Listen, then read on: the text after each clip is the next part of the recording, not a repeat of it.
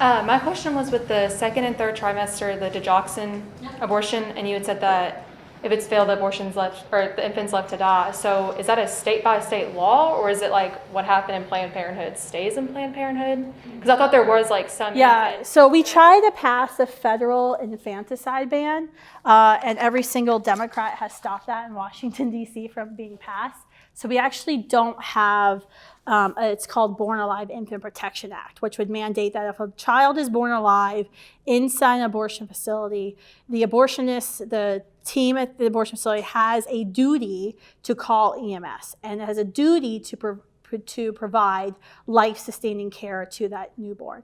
Every single Democrat on Capitol Hill voted against that, except for, I think, Dan Lipinski, but he got primaried by his own party for being too pro-life. So, yeah, it's actually quite outrageous. The abortion lobby's argument was that, they can't argue for that. I mean, think about from their side. They're arguing that a child should be able to be killed until a child takes the first breath. So if a child delivered, except for the head, these are people that argue that as long as the head is in the woman's vagina, but the limbs, the torso of the child are outside of the womb, it's not a human being. So they can't actually argue that there's any difference between a child like that and child seconds later.